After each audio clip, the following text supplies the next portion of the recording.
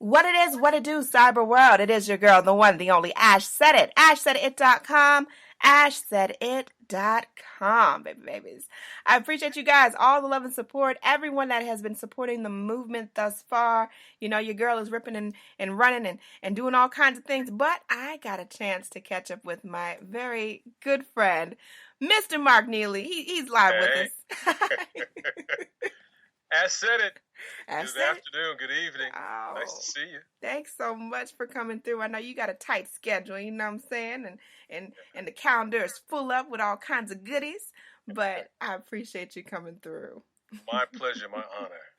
Really is. Happy to see you. Appreciate Happy to hear that. Definitely. All right, so Mark, let everybody know, let the listeners know, where are you from? Where do you represent? Well, I'm originally from Columbus, Ohio, but I've been in California most of my life, actually, and I'm in Los Angeles now. And I had to get out of the snow and the flatlands and come on out here. And it's been a while now, but I love every day. I love the sunshine. I love the opportunity to do what I do, which was to break away from what I was doing in Ohio and live a fun life near the ocean. So I'm very happy. I just feel blessed almost every day. So Absolutely. yeah, it's where I'm at. LA. Definitely. All right. So, what was some of the inspiration behind you jumping into the industry? Because I know that some of us have a backstory into where we're at currently. So, what's a little bit about your story? Well, I again grew up in Ohio, and first one in college. I mean, that's most of our stories. First one, and I did when I went to school. I went with communications. I wanted to be in radio. I just had that desire to be on TV, but Dow Chemical came calling.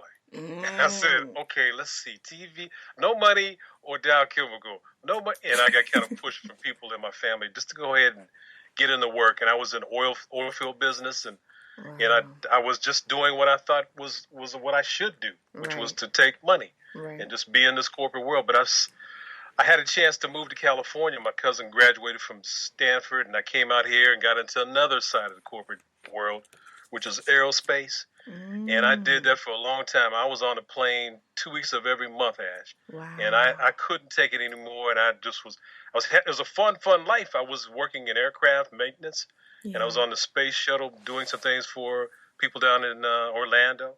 But I just couldn't take it. And I knew that this was something I wanted to either leave at some time, but I had a movie moment, like they might say. I was in Montreal, and I had my briefcase, and I set it down, and people were crossing the street, and I said, you know what? I'm done. Yeah. I'm just done. And I called my brother-in-law, by the way, and just said, listen, I'm going to get into something I really wanted to do for a long time, which was voiceover. And he said, well, go for it, man. And I just put that plan out there with really no idea of how to get to it, but just went to it. And I had some family members in entertainment out here in Los Angeles. And after I moved to San Francisco, did some work there, I just decided to make my move down here and got some help.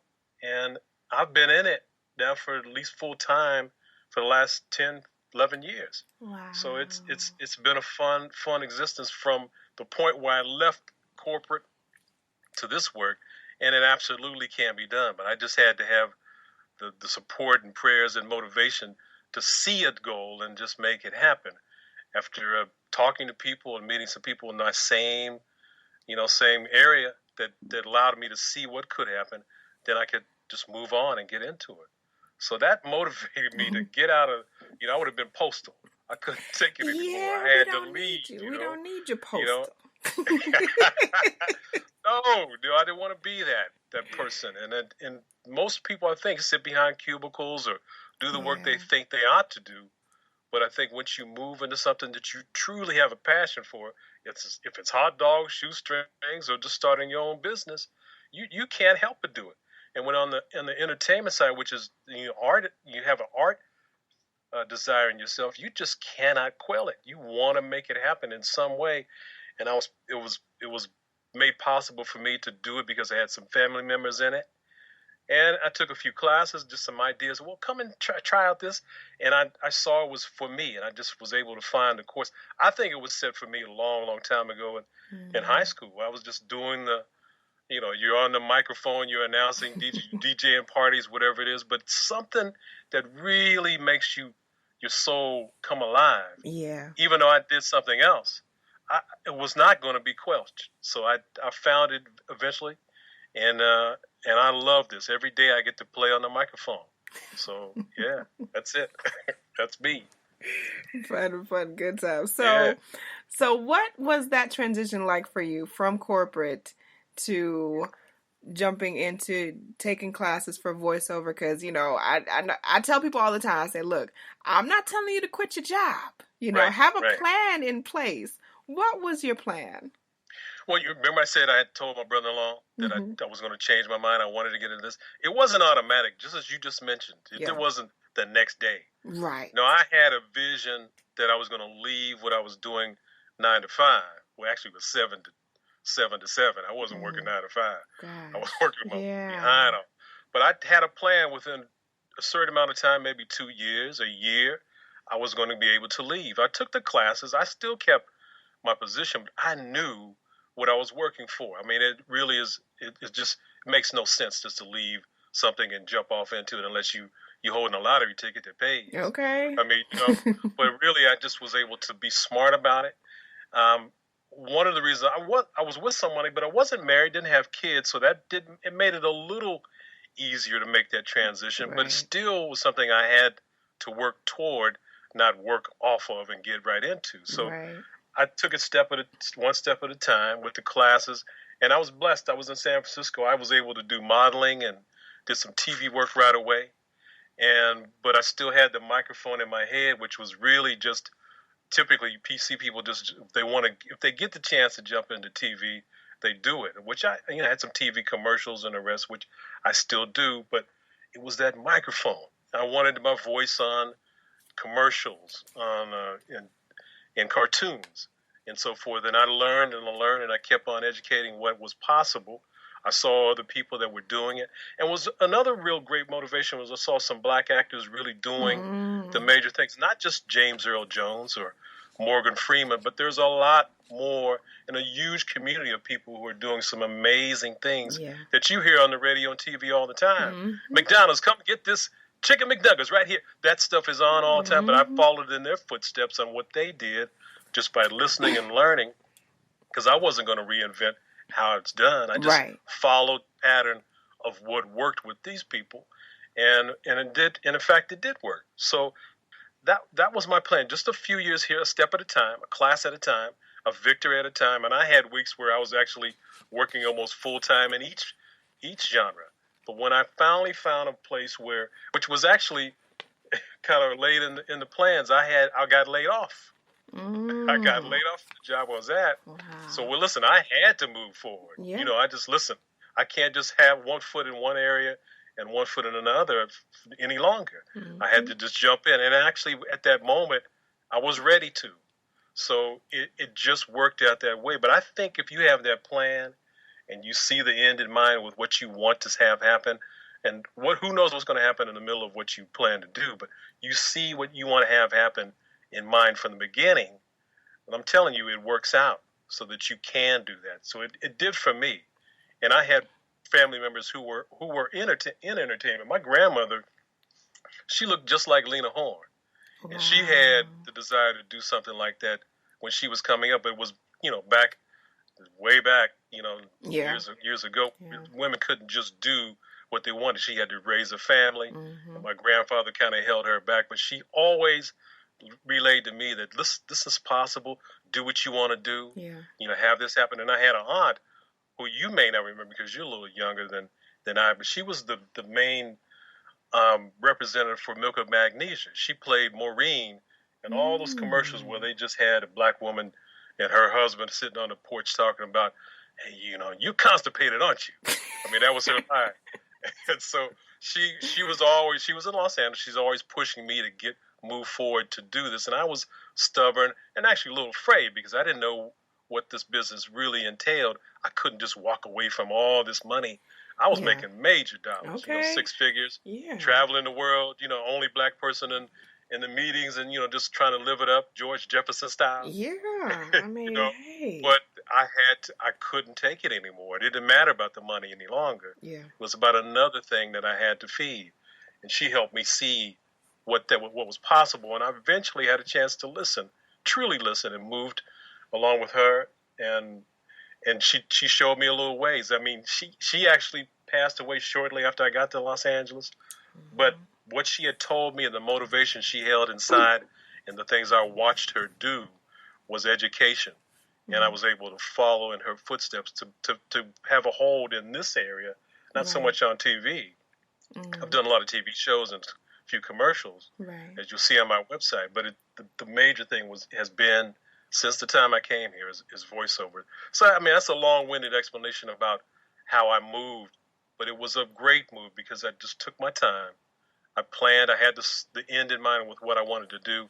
And I had some people, which, mentors in a way. I didn't really get in their face and ask what's the next move, but I just watched them. Right. And there's plenty of examples of successful people that if you watch and follow their trail, you're going to have the same success as they might, but maybe in a different area. If you just are smart, say your prayers, and just make it work. Watch people like Ash said it.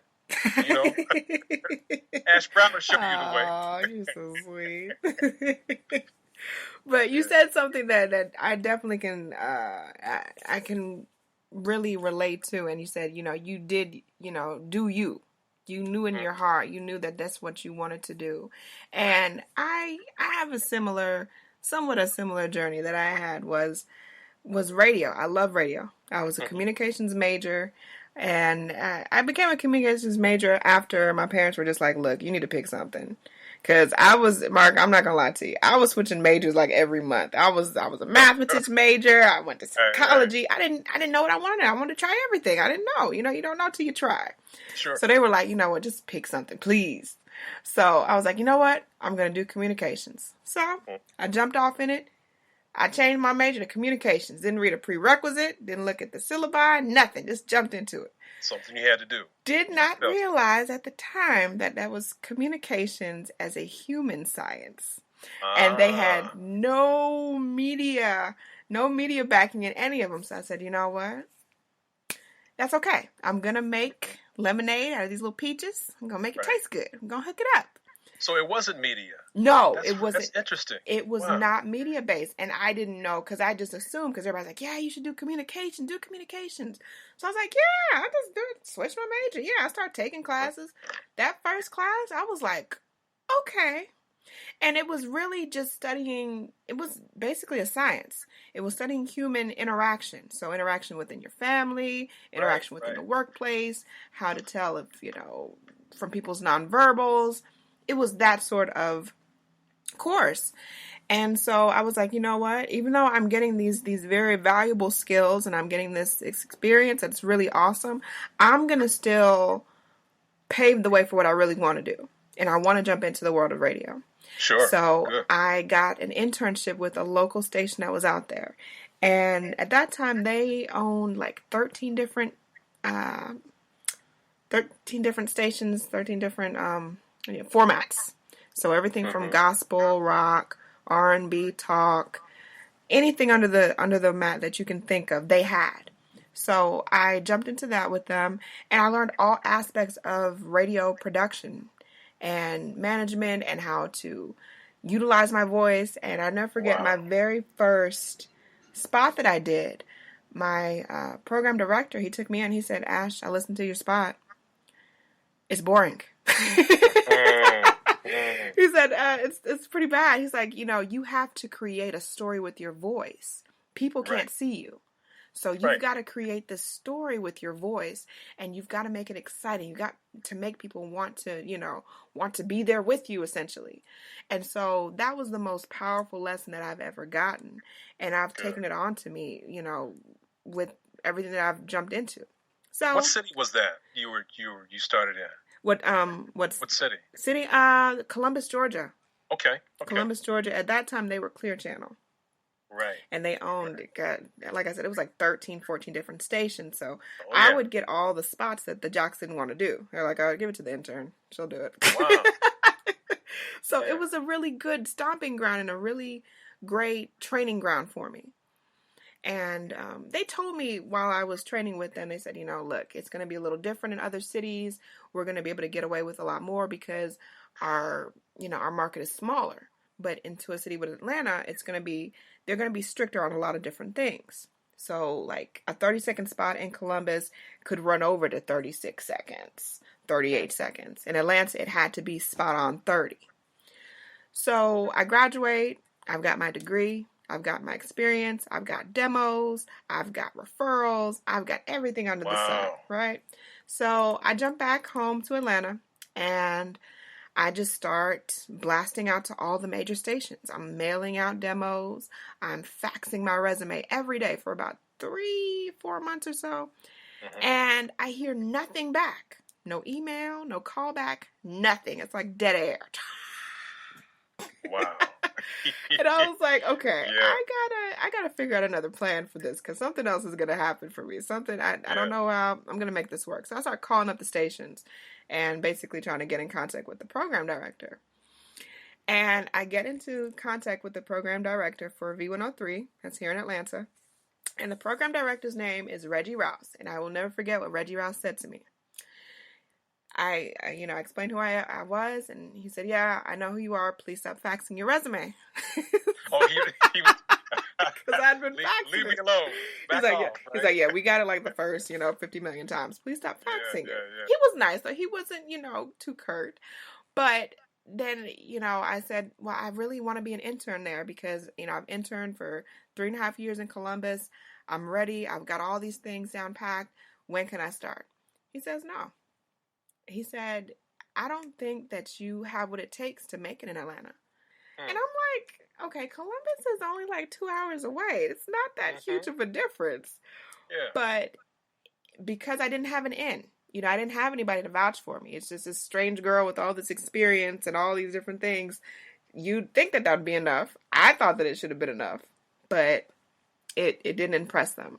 So I was a little discouraged, and I went and did what everybody else does. You go and you get a job. That's what you do. You graduate, you get a job, you start working. Why are you working? Well, paying off student loans. Student debt's not cute. Everybody needs to pay those off. So I took a bunch of different jobs. I worked retail. I even got a job with the government. And all along, I just really had this desire in my heart to jump back into radio. Sure. So I had... an online station had contacted me, and they said, hey, we want you to be an announcer for us. We can't pay you, but we'll get you experience, blah, blah, blah. I said, you know what? I'm not doing anything else on the weekends. Why not? So that was a really great way for me to still hone my skills, to keep my skill set up, and to, give myself some practice. And it was really good up until that station decided that they were going to pass on a really, really big deal, Mark Neely. Like a really, really, really big deal. And long story short, there was a $2.5 million deal to buy this online station. And the owner passed on it. What? Yeah. And you can imagine my disappointment after working with them kind of on the sidelines of actual work for 3.5, almost 4 years. All my hard work, I just felt like that was just a slap in the face for me and for everybody else that was helping to, put the station on, because nobody knew about this company until I started to carry it on my back like it was mine. Right. So that was another time when I really got discouraged, and I was like, you know what? Maybe this stuff is not for me. I'm just going to back away from it because I must be putting something wrong into the atmosphere. I'm doing something wrong. So we fast forward from that, and opportunities just kept coming for me, Mark. Kept coming. People started hitting me up. Ash, we want you to do this commercial. Ash, we want you here. We want you to host this. We want you to do radio that. Opportunities? Radio opportunities and live opportunities in front of the camera. Right, okay. And these are opportunities that never presented themselves before. And I had to take a step back, and I was like, okay, wait a minute. Let me really think about this. I've already had 2 setbacks before. If I jump into this, I'm jumping into it wholeheartedly. I'm not jumping into it halfway. We're going to really do this. And from there, that's, in short, that's the short abridged version of how Ash said it came to be. Because I had no plans of jumping back into the industry. I was really I had joined the Army, and yeah, I did that. Wow, you joined the Army. Your story just keeps going, man. No, but see, what our stories are very similar. Yeah. But it's similar that way in anybody, I think, that creates success out of whatever they might want to do. Right. You just kept your passion kept you going. It did. And what you began with, it eventually showed up. What you started with showed up. Your end was right there. It was. I love your story. I love that. It's phenomenal. And you will have to, and for all my listeners, you will go through some stuff. You will go through some hard times. And it's going to make you feel like you want to give up. And it's going to be, the door's going to be wide open for you to just jump through, give up, and, live this ordinary, mediocre life that the world wants you to live. But it is so much more exciting and inviting and fulfilling to be in your purpose. Right. And when you finally realize it, it's like, oh, wow, really? Yeah, I think what I do, I audition all day long. For instance, this morning I had Carl's Jr. at Wendy's, Sheridan. Oh, wow. Motown, there's a cartoon for Motown I was auditioning for, NBC Sports. Wow. Raymond James' financial company. That comes to me all day, every day. And a lot of people think, well, how could you possibly do this? Because they think it's all surrounding a no or disappointment. Right. But, this is probably the out of any industry you could get into with this situation, with what you might want to do, because we're told yes or no all day long. But I don't see them as no's. I've never seen it that way. Even with what the disappointment might be, that you might think, well, it's just going to crush you, that you didn't get this TV show. Yeah. I just see it as an opportunity. I see it as something, well, you just didn't realize how good I really am. You just need more information for next time. I mean, yes, of course, when you first hear it, oh man, I didn't get it. Okay. But there's something that drives on that doesn't just crush you or crush your spirit, as I've heard with your story. So I don't see the situation of in an audition with these big companies telling me I didn't get it, but I know it's coming. Absolutely. I always know it's coming. And when I get something that's major, I just did some things for Arby's. I mean, I could go on and on with the things that I get. I don't have a major thing that shows my voice nationally, but I work all the time within corporations, within e-learning, with explainer videos, things that just not on TV or the radio, but I work every day in some way. Audiobooks, they're everywhere. I don't know if you've heard of Waida Clark. Yeah. She did Thug series. I do books for her. I mean, I like associating with people, other Black people that are doing positive things. Absolutely. It really, really is a fun place. And I like that spirit and the connection and kinship that we can have when we work on things together to support each other. Absolutely. But I just wanted to bring in the point about auditions that, again, you were mentioning the no and the disappointment. Yeah, it happens. It happens, but I'm telling you, something you really, really want can never quench your desire to get it. Because if you do, I mean, listen, if you give up, it is gone. But tell you what, all you have to do is know what you want and keep it up and have that spirit of it really, really happening. And you cannot be stopped if there's something you really, really want and have the enthusiasm as you do show. It just is, it's a thing that life makes it worth living. I mean, that's cliche-ish, but it's true. Yeah. It really is true. Yeah, and for me, Mark, belief in self, because it took me a long time to, I'd been going through so many different things with just work stuff and family stuff. It took me a long time to really believe in my gift. And once I finally got to that place, I said, you know what? I am a bad chick. Hello. You know what? They do need me, And as soon as that came about, that inner confidence of me holding my own and not necessarily behind someone else or not necessarily backing someone else. Because it's always good to support one another, but you also have to believe in yourself. Right. And it took me a good minute to actually see that. It took me, being stabbed in the back a couple dozen times. I'm sure you're familiar. Yeah. But It comes with age. I mean, it's something that you don't automatically get as soon as you have ability to get out there and see things. But it comes with age. It comes with other people supporting you, hearing stories. The stories go on and on and on. I mean, Denzel didn't make it right away. Yeah. It's people who write books can submit them over and over and over. I mean, I've auditioned some places where I didn't get, I got a good hearing, but people didn't come back. They've come back to me years and years later. I remember you. You did a good job on this audition. We need you for this one. So you have to always have your mind in a place that it's going to still benefit, and you're going to be of benefit to someone else. That confidence is so important. Yes. It can overweigh even your set upon talent. But if you're confident enough, people are attracted to that. Right. They love that. I mean, you can go from Ali all the way down. It just is, if they see how you treat it and want it and bad enough, people want to be near that. So that's it in the nutshell, really. Yeah. The confidence that you just spoke about. I love that. Yeah. And then also, what you were saying as far as like the auditions or the different partnerships or opportunities that may present themselves. Just because maybe you didn't get that one, there's another one, maybe even better, right? That's on the way for you. Right. Yeah, and that's any business. It's not just auditions. Well, auditions are certainly interviews in business, but they can happen in something you go out for. I mean, businesses you might be building for some products, brick and mortar, and that one might not happen now. But listen, something might branch off that you don't even realize that moment could happen for you.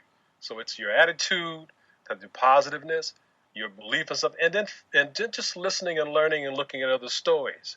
Like the program manager you spoke to told you about putting passion into something. I talk and train a lot of people in voiceover, and it's about finding that confidence and telling that story as you really tell it. Right. There's no fake voices in it. You've got to make it believable. Yeah. And when I'm sure as you've come down and made these radio stations to understand how believable you are and what you want, they become attracted to you, no matter what they might think. You know what? I'm going to give her a chance. She's on it. Let's talk to her. It just happens every day to people who have that self-assurance and belief in themselves. Definitely. Yeah. All right, well, we're almost down to the time here, Mark. But what advice would you offer to any up-and-comers that they see what you're doing in voiceover work, and they're like, you know what? I want to be like Mark Neely. What do I need to do? What are some key points that are going to help make me this superstar? Yeah. Well, listen, a lot of people who get told, like as I have this, you have a great voice. Okay, well, yeah, there's a lot of great voices out there, but just as you mentioned, the ability to tell the story and do it in a clear, smart way where everybody understands. It's not just the stuff that we talk to with slang or whatever. Everyone needs to understand you. And one of the best places to go is the website called voicebank.net. Voicebank.net. You can hear the demos of everybody in this business who does this work, the successful people. And if you really come down to, you don't have to go to the site, just turn on your TV. If you want to be in voiceover or radio, turn it on and listen. The people that you listen to have won that job over 200 to 500 people. Every time I win a job, they tell me how many people had the audition. It's really mind-boggling, but it's true because you just listen to those people and start listening to what they're doing. If you have a desire to get into this business, it's right in front of you. So you've listened to 1,000 commercials before anyway, so just pay attention, mimic them, and then go on the internet. It's so great now that you can go on the internet and search production companies in your hometown or just somewhere else and just find what works. Talk to the people at radio stations as you did. Talk to the production companies, advertising agencies. But the main thing is listen to people. Listen to Morgan Freeman. I'm not on TV every day, but you will hear me. I'm at markneely.com, markaneely.com. That's where I'm at, and you can hear and see some of the things I do. I'm on Twitter too, Mark Media Neely. It's at Mark Media Neely Media. Mark Neely, Mark Media Neely.com. Well, that's not .com. It's media. It's Twitter. See, I'm not even socially versed as you. We're gonna get there. We're gonna get there, Mark. That's okay. But the point is, just listen, and mimic. If you want it bad enough, it's gonna come out. So, Yeah, that's my quick advice. Just Definitely, definitely. So I appreciate everybody that tuned in, everybody that downloaded the show. I love and appreciate you guys. And just like I say on all of my podcasts, whatever it is that you want to do, jump out the box and do it. It is possible. You're capable of doing it. You got to believe in oneself. Anyone to tell you that you can't do what you want to do, look them square in the face and tell them, don't believe me, just watch. Watch what I do. Watch me make it happen. Watch me make history. All right, because that's what we're doing this for, the history books. I'm not doing this for social media fame. All that stuff is cool. All that stuff is great. But we're doing this to leave our stamp on the world.